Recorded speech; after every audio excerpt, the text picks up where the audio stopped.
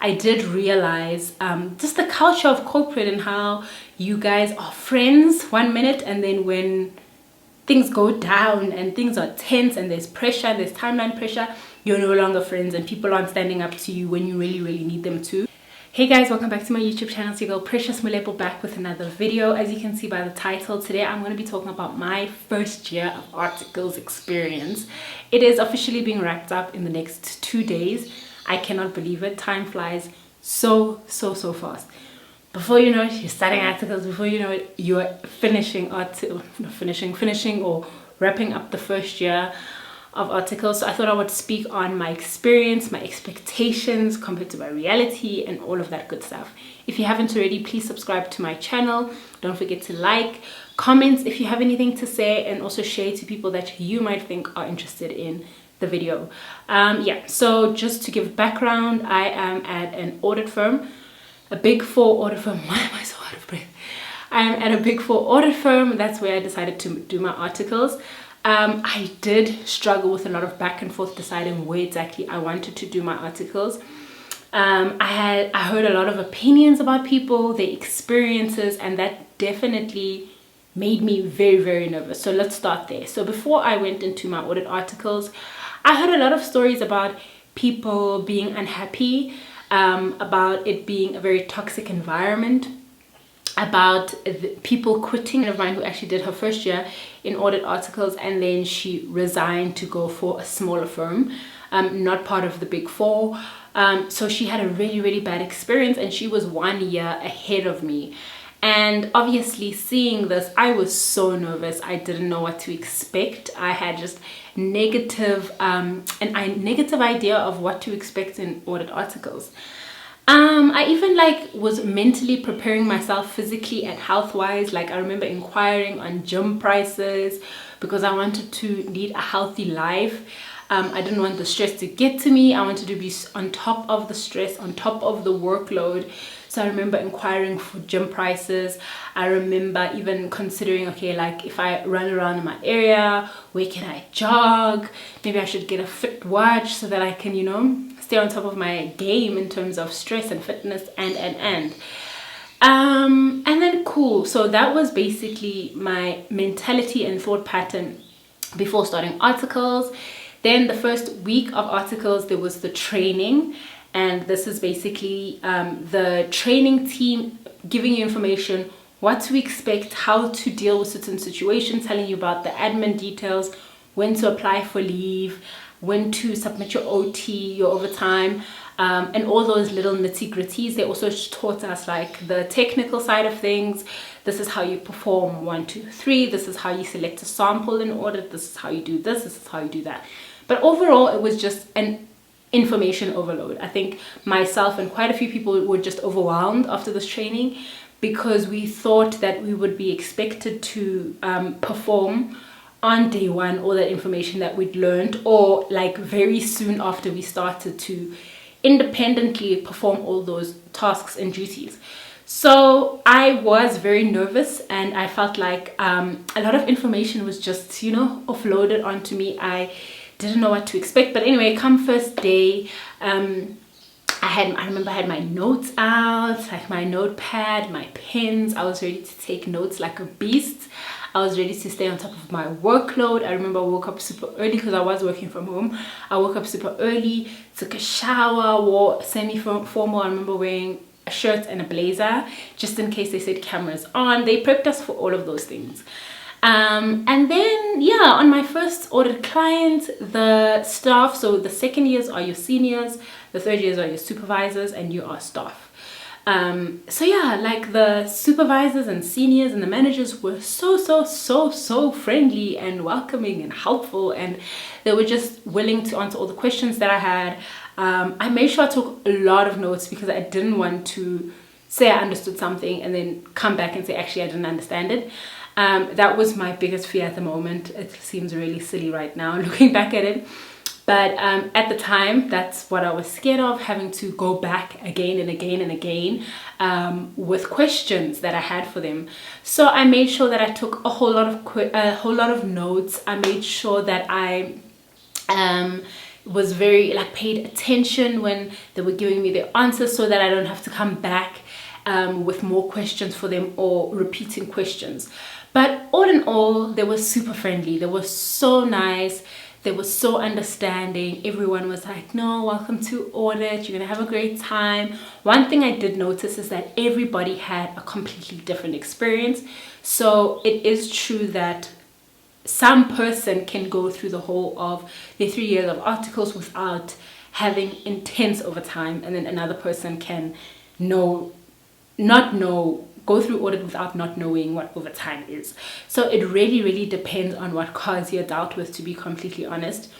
But yeah, on that first client, things were so chilled. The manager was so understanding. There was no micromanagement. It was just the perfect client to start your audit experience with, which I'm so grateful. I remember even on my first day, my supervisor called me for good like an hour and a half, 2 hours, talking about my just like how audit is going to be, his experience, and he just literally sat and spoke for an hour and a half. And I remember I was so worried, like, oh my gosh, like what's going to happen when the manager comes and is like, Balisa, why isn't the work done? That's my other name. Why isn't the work done? And I was just worried constantly about, oh no, this guy's going on for so long and I have so much work to do. But he was so chilled and he was so relaxed, and he really did relax me and, you know, like welcome me into audit in a very nice way. I also remember my supervisor saying that I should put myself first. So this is like the first weeks when they're just introducing me and just telling me what to expect. But I remember her telling me that I should put myself first, that I can't kill myself over a job, because she was telling me about an experience she had on a client where her hair was falling out. That's how stressed she was. So she literally just sat back and was like, no man, this is not what I'm going to do, because this is a job at the end of the day. And I know we feel like this is everything, especially because of the long course to get to where we're going. We tend to just just make it seem like it's not just a job. And unfortunately, I hate to break it to you, but it is just a job. And I remember she instilled that in me, and she was just like, listen, it's just a job. Don't stress yourself. Don't lose sleep over yourself. Don't kill yourself. Yeah, and I think that is a lesson that I took throughout my first year of articles. So when I went into this client, it was actually busy season, so it was February, but I was lucky enough that I didn't experience busy season on this client, because it was just very chilled. I don't know, it was the type of audit or whatever the case, but super chilled. Like I said, no micromanagement. We had check-in once a day. And I just wanted to speak on the type of work that I started doing when I got onto my first clients, just so you know what to expect. I worked on cash and bank, which is basically a section. So you have workbooks, which are sections in the audit that you're working on. So I was given cash and bank. So basically it has different tabs for the surgeons that you're going to test when it comes to the bank balance. And then one of them, just to give you an example, is a reconciliation that you have to perform. And the reconciliation consists of your bank account balances per the annual financial statements, and then you'll compare it to bank confirmations that you'd obtain from third parties, and then you'll perform a reconciliation, and then any differences between those are called variances, and then you would basically just report the variances to your managers or your supervisors or whatever the case. So the work that I did was basically getting the number of the bank confirmation and writing it in the workbook or the Excel sheet, let's call it that I'm working in. And then also take the amount from the annual financial statements, and then I check if it correlates. Really super simple work. A trained monkey could do it. Yeah, I was really lucky, really blessed to be welcomed into the auditing world in such a loving, welcoming, patient manner. Yeah, I really appreciate those people, and I made sure I told them so often, like, you guys are the bomb diggity, and you really, relaxed me into this whole thing of auditing and this whole thing of articles. The next point I want to speak on is leave. So how exactly do you apply for leave? So we have to apply for leave within 4 months from the time you want to take it. So if you want to take it in December, you need to at least apply 4 months before that, nothing more, because then apparently it's too much in advance.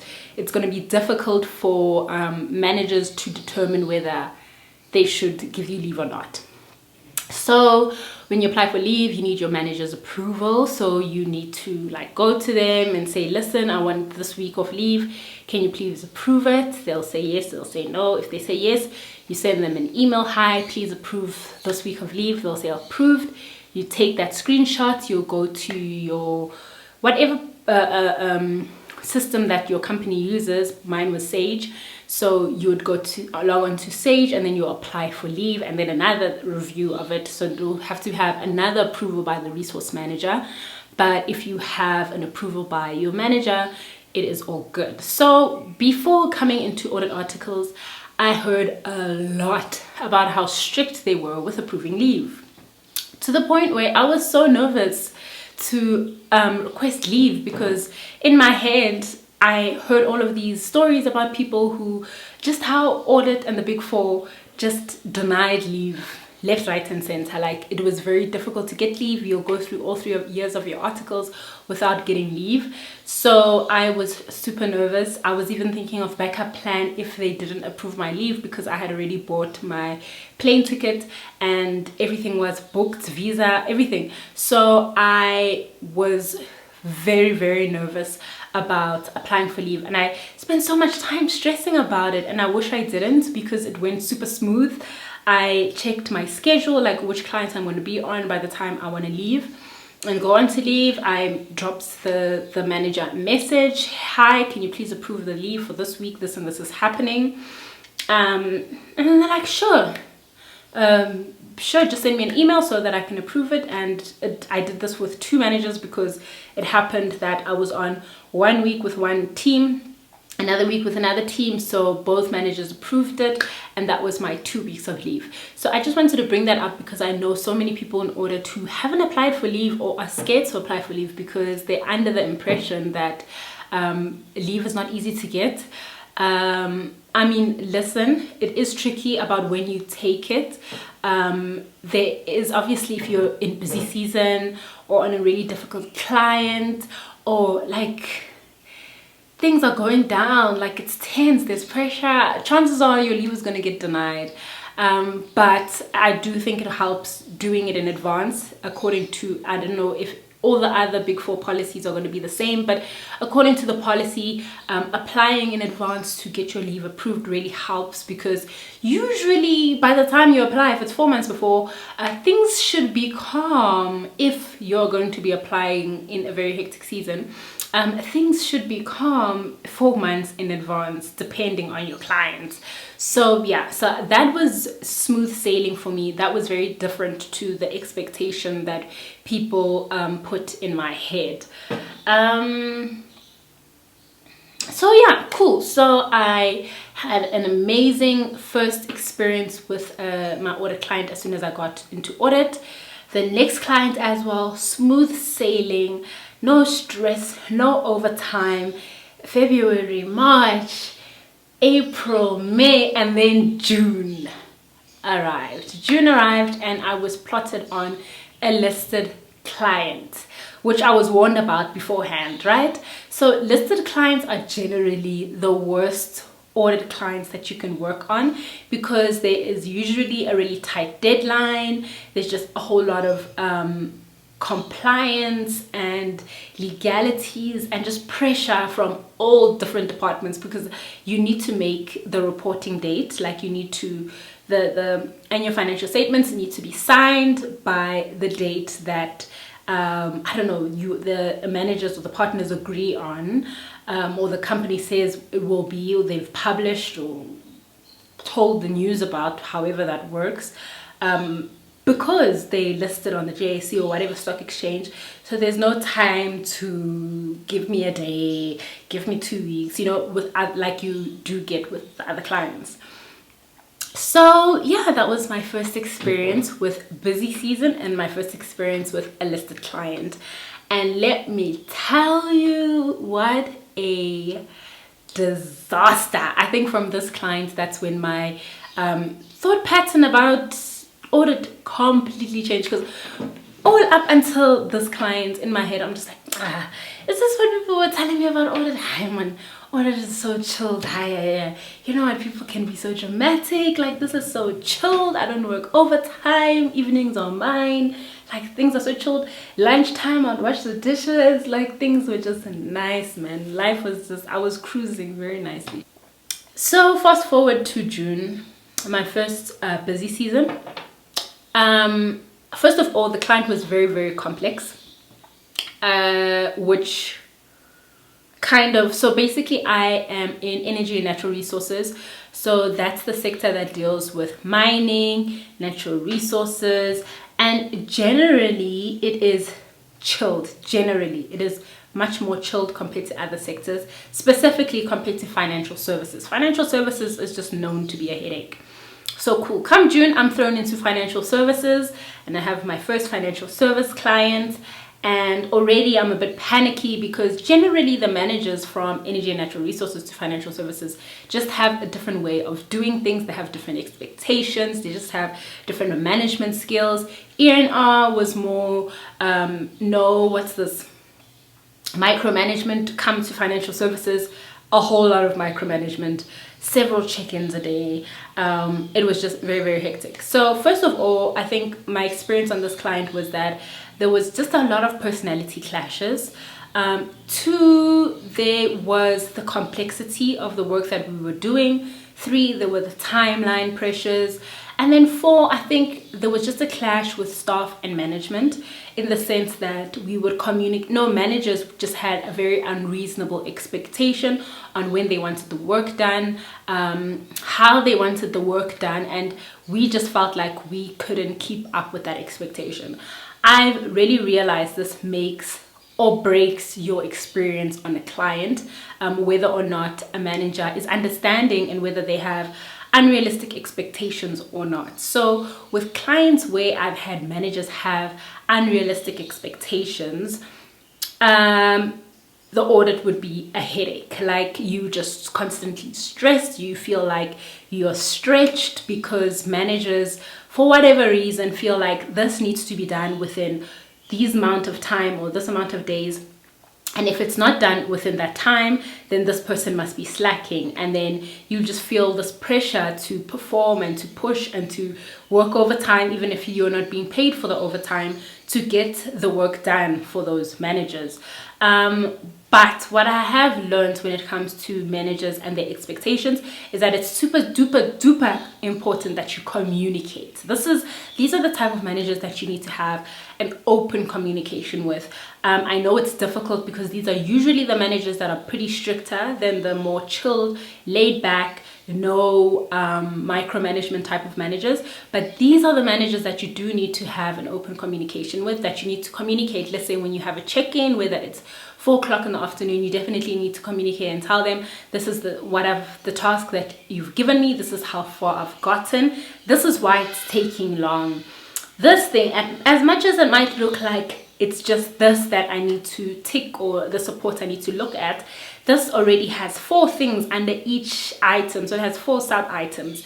This is why it's taking long, and you definitely need to make a bit of a noise about it, because if you are quiet and you're in your corner and you're not complaining, yes, you're not complaining about what you're doing, or if you're stuck, or just the volume of it, or whatever the case, the complexity, then the expectations do get worse. So you do definitely, that's something that I learned on that client, is that you need to communicate what you're going through, and you need to dim down those expectations. And if you don't do that, you don't handle those expectations, you're going to fall into a cycle where you are now putting in extra unpaid overtime to get whatever is expected of you done, and then you are going to fall into a cycle of either staying up late to complete it or waking up early to complete it, and it's going to go on and on and on until something breaks that cycle. So I think it's super duper important to definitely communicate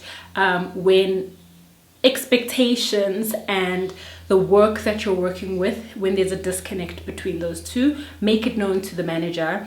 I also had experience, or I also realized that it's also super important to I mean, listen, you are going to have chilled clients where you can listen to music in the background, even a podcast. Some people even watch Netflix in the background. You do get those clients where it's that chilled that you can actually do that. But I feel like when you do have a client that has a manager that has very high expectations, I think it's smart to be on top of your workload, so that when you say, because usually the question is, okay, so how long is it going to take? And you don't want to now overpromise. Let's say for the sake of time, you also don't want to underpromise. So you really want a nice indication of how long it's going to take. And you're not going to have that indication if you're fooling around with Netflix during the day. So yeah, I think with those managers that have those strict expectations, it's really important to stay on top of your workload, to be really disciplined, to actually be seated at the time you need to work, to, you know, work, so that you know, okay, it took me 8 hours to check 20 sets of support, and this is, therefore, it's going to take me this amount of days to look at 100 sets of support. And you can actually go back to your manager and say, listen, I'm going to need 2 more days to complete this. And in those 2 days, you're able to actually complete it. You're not overstretching your time yourself. You're just working in the required hours with no overtime necessary. So let's talk about overtime. When I got to this client, I was prepped. Like, my supervisors sat me down and they were like, listen, Balisa, this is how things work. And my supervisor told me, like, if they don't pay, when they stop paying overtime, we stop working, because it's a huge thing. Like, even some clients, you might require, pre-approved overtime, because there's so many times where you work so much overtime and then the managers don't approve it, and it really sucks. It really sucks. So there are things that the staff do to ensure that they're going to get paid their overtime. So my supervisor sat me down and he was just like, the minute they stop paying overtime, we stop working. But I don't think we really had a problem with getting paid overtime on this client. The only issue was, when is the overtime email approved? It took some time, and already the policy is that you need to apply for overtime within 2 weeks of having worked it, otherwise you'll lose it. And then you got some managers who just took their sweet ass time to approve the overtime for whatever reason, and then it's an issue now because there's a chance that you could lose the overtime that you'd worked. That was the only problem that we faced. But other than working overtime and not getting approved it, we didn't have that issue. But when you do work overtime, a good thing to do is just track what you do on the daily, because you do get strict managers that don't want to approve overtime. So they might tell you to work overtime, but when it comes time to approve it, it's another story. So what you want to do with this is definitely track the work that you're doing on the daily. Whether you want to write it in your diary, whether you want to have a spreadsheet where you write out the overtime that you're working, whatever the case may be. And then, yeah, because you do get managers that are going to say, I don't think it takes you that long to complete this task. And don't be scared. Reply saying, this is why it took long to do this task. Then they can come back with another question and you reply to that. I mean, listen, it's theirs to try. They are working within a budget. They want to stay within the budget. But I do think if you do have like your receipts and your tracking of what exactly you did and how many hours overtime you're applying for, this is what you did during that overtime, and obviously taking into consideration when you were unproductive, then you have every right to apply for that overtime. Listen, there is times where I have worked overtime that I haven't been paid for, and that was usually in the case where I was, say, unproductive during the day and I needed to get something done, and then I would put in like 2 hours in the evening or whatever the case may be. That happens. Yeah, so just see whether, if you feel like you haven't been productive in the day, or if you felt like you were slacking, then I think it's completely normal or okay even fair for you to now go put in those extra hours. And let's go to lunch breaks. I know these things are looking very nitty-gritty, like I'm really talking about the small things, but I really want to give you my overall experience of audit. So basically, when you're working from the office, we have lunch breaks together. So the team will literally go down together at 12 o'clock, 1 o'clock, whatever time they decide, and have lunch together in the cafeteria. And then you go down there, usually you'll see other teams having lunch together. I think this definitely has its pros and its cons. Pros, when you have an amazing team and you guys are laughing and you're having the best time and you're going to go down and have lunch and life is good, the managers are good, the clients are good, the work is amazing. It's awesome. But on a client, say my busy season client, where we were just clashing left, right and center, we were sick of seeing each other, it was horrible because you're now working with these people for months on end under so much pressure and toxicness, and now you're going to go have lunch with the same person that's giving you sleepless nights. Yeah, so I think that's the sucky part about audit and lunches.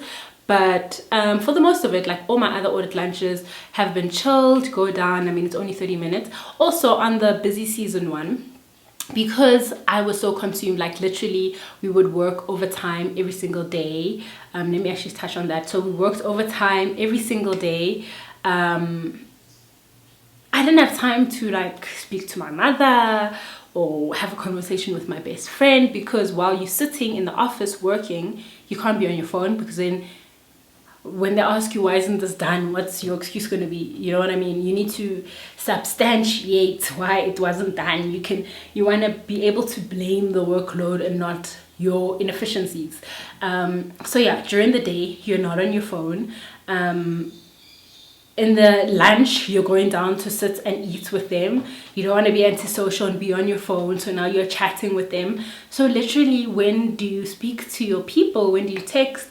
And yeah, I felt like I went MIA for those few months. I was MIA on WhatsApp and just nobody knew where I was. So that's basically the lunch part of it, and eating lunch in terms of the audit setting. And then I also want to talk about overtime and what my overtime looked like on this during busy season. So we would get to work, or would work. So we would work from 8 o'clock until 5 o'clock, right? With 1 hour break. And then we would take a break, right? To refresh our minds. We'd usually go and get food or whatever. And then we'd come back to the office, and then we'd work until like 8 o'clock, 9 o'clock every single day, Monday to Friday. Then Saturday, Sunday, we at the office 8 o'clock till 5 o'clock. Sunday, 8 o'clock till Friday, 5 o'clock. And then again, Monday to Friday.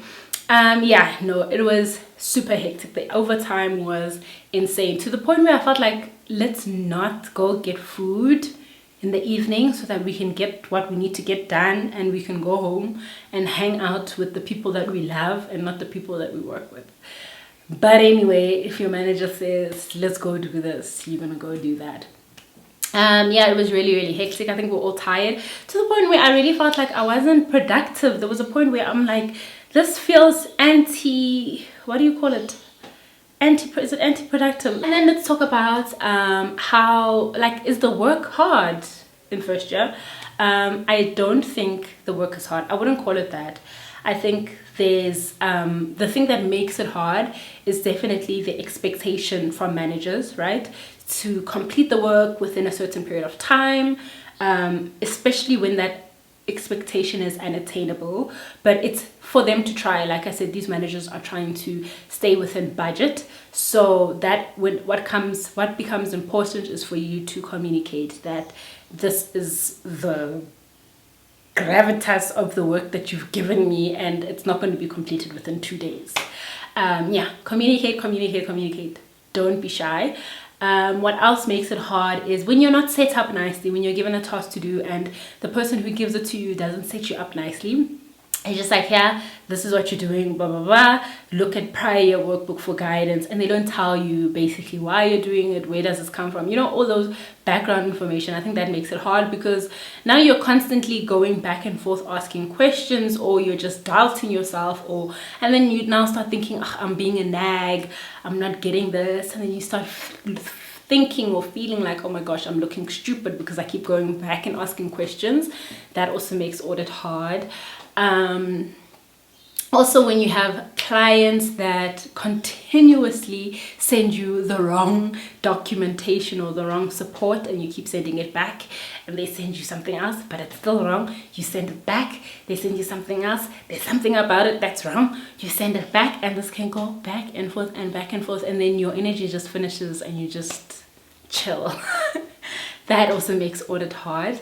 And then complexity of a client. If you're just on a section, that's difficult. I mean, this one, I don't even want to put this on the list, because you can always go to your manager or your supervisor or your senior and ask for assistance.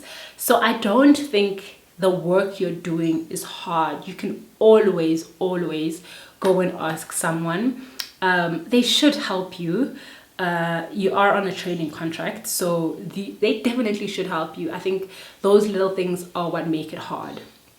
Like I said, the fact that maybe sometimes the clients can give you a hard time and just keep sending you the incorrect things, you're not set up nicely, expectations from managers, and then finally when there's deadlines. I think it's more stress and pressure rather than hard. I wouldn't call the work that you do hard. The things that don't really help the situation, like already you have time pressure, you have expectations from managers, you are exhausted, you want to push this work out, you still want to have time to see your loved ones and meet up with whoever you want to, whatever the case is. What doesn't help are those competencies that you need to do, those CA 2025 competencies that you need to fill. You need to do one every single month, at least one. So minimum, recommended more than one, at least one every single month, which takes forever because you have to write a whole paragraph about the competency or LOR that you claimed. That doesn't help the situation of audit. That really just makes things difficult. What else makes it difficult is the company learnings. So your company that you're in will have some sort of learnings that they want to teach you so that you can continuously have integrity, or they enforce ethical knowledge on you, or whatever the case, or however sort of training they want you to know for the company's sake. They will assign learnings to you, and you need to do those learnings, and majority of those learnings have like exams at the end of them. So okay, you'll have to watch this long 1 hour 30 minutes video, then you need to answer the questions, and a lot of the learnings are not easy to pass, so you might have to attempt to pass those questions 5 times sometimes, which is very time consuming. Lastly, the cubicle. So this is basically the Excel courses that you need to do as well. So you need to again, you're given some sort of semester, you have 5 or 6 or 7, 8, 9 lessons of Excel where they teach you a skill, and those are super duper time consuming. I know they give you a recommendation of you should do one a week over this course of time, but when things are super stressful, or you're working overtime, or you have deadlines, that is the last thing on your mind, and then the deadline creeps up on you. So I think those things are definitely also what make audit difficult or stressful, if anything.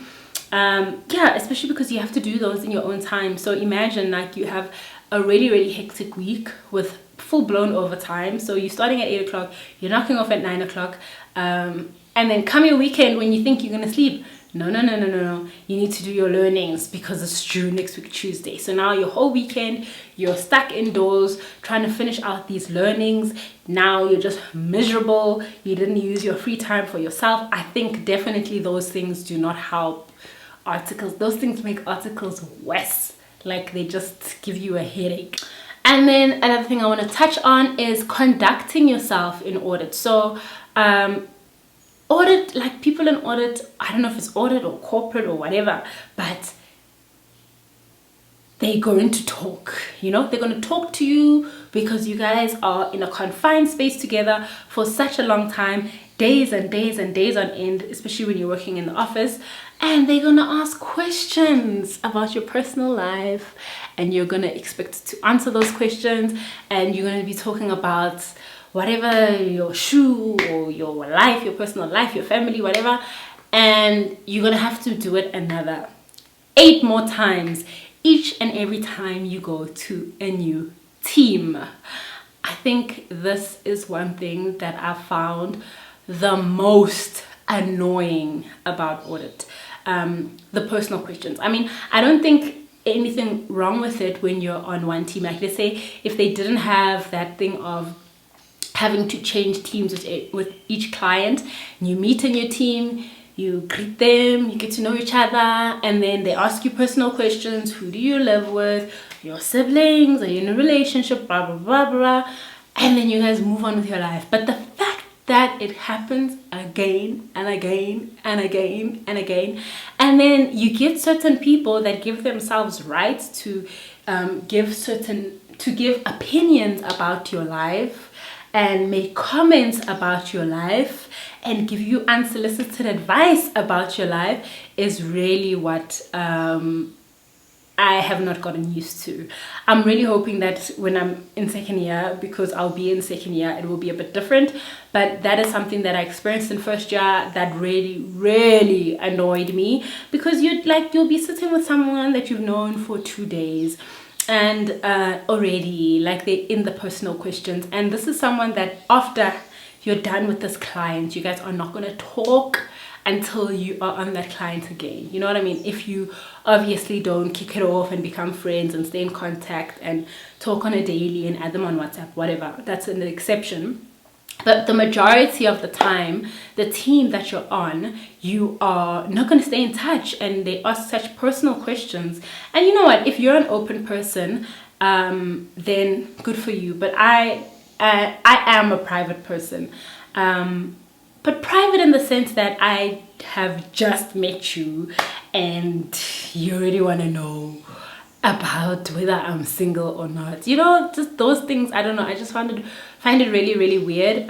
In the beginning of audit, so my conduct was very open, chatty, blah, blah, blah, friendly, talky. And then I think towards the end of audit, also my experience on that listed clients, because I did realize just the culture of corporate and how you guys are friends 1 minute, and then when things go down and things are tense and there's pressure, there's timeline pressure, you're no longer friends and people aren't standing up to you when you really, really need them to. So basically you're just chatty and friendly just to pass time, and these people are not your real friends. So I mean, I had to learn that the hard way, but I learned it nonetheless. And I think from that point on, my conduct did change a bit, and I did start looking at my colleagues and stuff more as colleagues, not friends. And then knowing that, you know what, I have my friends in my own personal life that I will be friends with, and then here at work, I'm here to work. And then obviously I'm not talking about the exception of you might meet a person that you really kick it off with and you guys have a lot of in common, and you know what I mean, and you stay in touch and you talk on the daily or whatever the case is. That's different. I'm just talking about your regular colleagues that you work on a team with, and once you leave that team, you're never gonna speak to them again, yet they want to know. What have I left out? I think I've touched everything. I think I've wrapped up everything.